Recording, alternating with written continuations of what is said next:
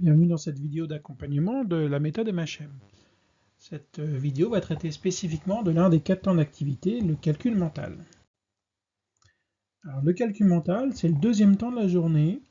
Il est fondamental aux apprentissages mathématiques. Il est indispensable pour résoudre des problèmes et il est au cœur de la compréhension du système de numération.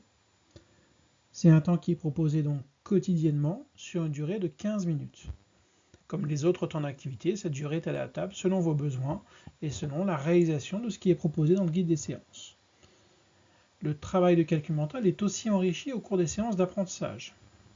Et donc il y a un pont qui est fait parfois entre les deux types de séances. Le calcul mental se présente sous des modalités de travail variées. Ça peut être un travail collectif avec ou sans diaporama animé. On peut travailler avec l'ardoise, voire directement sur le cahier. Il peut s'agir d'un travail chronométré sur un support écrit pour travailler la fluidité en calcul mental. Les calculs sont souvent proposés avec un support de type diaporama. Cependant, l'élève doit aussi travailler à partir de consignes uniquement orales. Je rappelle donc que s'il n'y a pas de diaporama, c'est généralement un choix volontaire.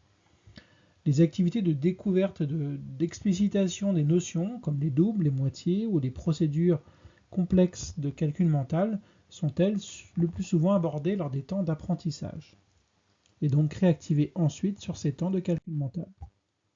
Deux objectifs majeurs dans les séances de calcul mental, la mémorisation de faits numériques. Les élèves auront des temps spécifiques dédiés à la mémorisation des faits à connaître au cours de l'année. Ils auront donc des temps pour mémoriser les tables d'addition, les doubles, les moitiés. Cette mémorisation va se faire par répétition orale, par test, et aussi en utilisation concrète. C'est ainsi qu'ils vont être confrontés à du calcul automatisé, c'est donner immédiatement un résultat qui a été mémorisé. Il est rappelé plusieurs fois dans le guide qu'il faut faire preuve d'une grande exigence dès le CP, dire aux élèves que cela doit être connu par cœur, expliciter ce que veut dire être connu par cœur. Connu par cœur, ça veut dire être capable de restituer quasi instantanément et non pas recalculer ou rechercher. L'activité doit être rapide. Le délai entre l'énonciation du calcul et le lever de l'ardoise doit être court et quasi immédiat selon le moment de l'année, selon l'avancée dans l'apprentissage. Il faut bien comprendre que laisser trop de temps aux élèves est finalement contre-productif. S'il a assez de temps pour dénombrer avec ses doigts ou rechercher longuement un résultat, il n'aura aucun intérêt à apprendre par cœur. La variable temps sert donc à faire évoluer ces procédures. Le deuxième objectif majeur, c'est celui de développer des stratégies de calcul des procédures. Tout au long de l'année, les élèves vont apprendre des stratégies de calcul. Il s'agit pour eux de trouver un résultat à partir d'une ou plusieurs procédures en appui des faits numériques mémorisés qui là vont prendre tout leur sens. Certaines procédures seront institutionnalisées dans le cadre du cahier de stratégie. Mais les élèves seront aussi encouragés à être flexibles et à développer leurs propres procédures personnelles si tant est qu'elles soient efficaces. L'apprentissage des techniques opératoires se fera aussi parfois lors des temps de calcul mental, que ce soit pour travailler spécifiquement sur l'algorithme, pour réexpliciter collectivement la démarche, mais aussi apprendre à être stratégique, c'est-à-dire réfléchir à la nécessité ou non de poser l'opération. Et ils vont apprendre, en période 5 ans CP notamment, à comparer l'intérêt de poser ou de calculer en ligne simplement par décomposition. Un petit point sur les chronomates. Au cours de l'année, il y a 20 activités chronométrées appelées chronomatres. Ces activités s'inscrivent dans l'évaluation et l'apprentissage de la fluidité par les élèves. Ce sont donc des tâches chronométrées. Il est important d'expliciter aux élèves ce qu'on entend par chronométrer. On commence quand le chronomètre est lancé. Et lorsque l'on dit stop, on s'arrête. C'est une règle de jeu qui est indiscutable, qui n'est pas négociable. Il ne s'agit pas de rajouter 10 secondes, 20 secondes. Ça fait partie des règles et c'est une contrainte qui va servir l'apprentissage. Parfois, on va proposer dans les fiches 2 ou 3 sortes de calculs différents, le but étant aussi de travailler sur la flexibilité mathématique. Les chronomates proposés sont aussi des évaluations formatives ou sommatives selon les moments de l'année et utilisent à la fois les faits mémorisés et les stratégies qu'il faut apprendre au cours de l'année. Il y a 10 à 15 calculs à faire en 3 minutes. Les élèves doivent comprendre que cette variable temps est une aide pour forcer leur cerveau à réagir vite, à aller chercher en mémoire les informations nécessaires. Sur ces 10 à 15 calculs, on considère que c'est pleinement acquis à partir de 9-10 bons résultats.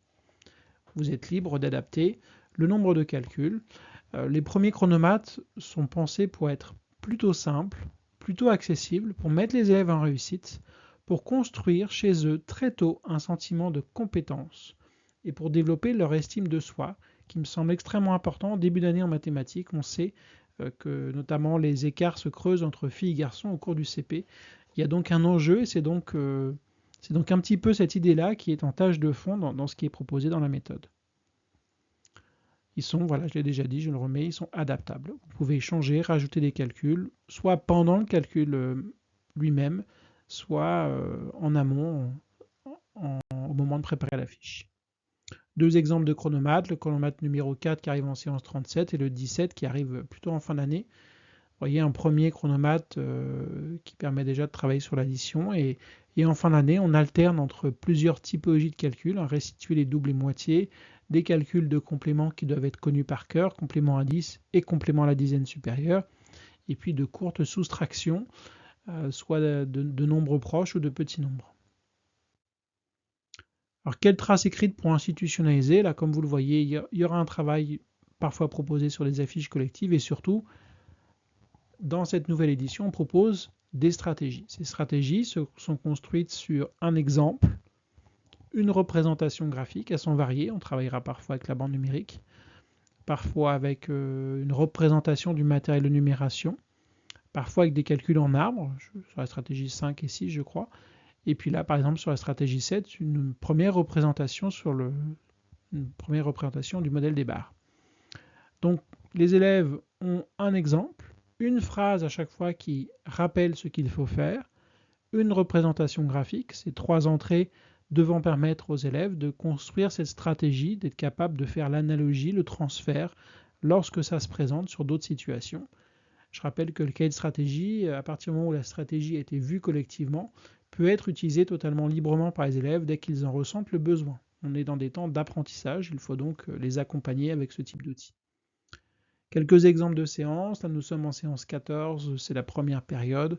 Voilà, on travaille sur un véritable problème arithmétique, puisqu'il s'agit de chercher des nombres cachés. Donc le diaporama est facilitateur de la représentation. Voilà, on travaille sur plusieurs situations. Les variables proposées sont adaptables. On propose de faire des situations 3 jetons, 2 jetons cachés, 6, 3, 7, 2. Si les élèves sont en réussite et que vous avez le temps, vous en proposez davantage. S'ils sont en difficulté, vous prenez plus de temps pour expliciter comment on peut procéder. Et si vraiment ils sont en très grande facilité, n'hésitez pas à arrêter le diaporama et à proposer une nouvelle situation avec des nombres plus complexes, sans représentation, et donc de voir comment ils transfèrent à partir de ce moment-là. On est bien dans la démarche manipuler, représenter, abstraire, et donc on accompagne les élèves dans cette réflexion. Autre exemple de séance 49. On travaille à partir d'un diaporama en 2 parties. On a d'abord 5 situations pour travailler sur la décomposition en appui des Numicon. Et puis un petit rappel de ce qu'est la commutativité. Et puis dans la seconde partie du diaporama, à nouveau différentes situations pour travailler. Voilà, séance 99, notre dernier exemple. On calcule avec la droite numérique. C'est clairement une séance qui vient le lendemain ou à la suite d'une séance d'apprentissage sur laquelle on a appris une stratégie. Ici, c'est d'utiliser la droite numérique pour faire un calcul. Donc on réexplique collectivement ce qui a été fait à la séance d'après. C'est un rappel en mémoire. On réinscrit les choses dans la tête des enfants, on remet le vocabulaire, on refait un exemple rapidement et ensuite on demande aux élèves de chercher d'autres situations par eux-mêmes. On est sur une correction individuelle, donc là une séance où chaque élève est en train de travailler dans le cahier, mais on pourrait choisir de le faire à l'ardoise si ça nous arrange.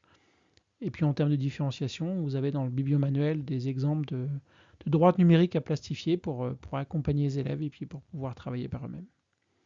Voilà, cette vidéo vous a un petit peu éclairé sur la mise en œuvre du calcul mental dans la nouvelle édition de MHM.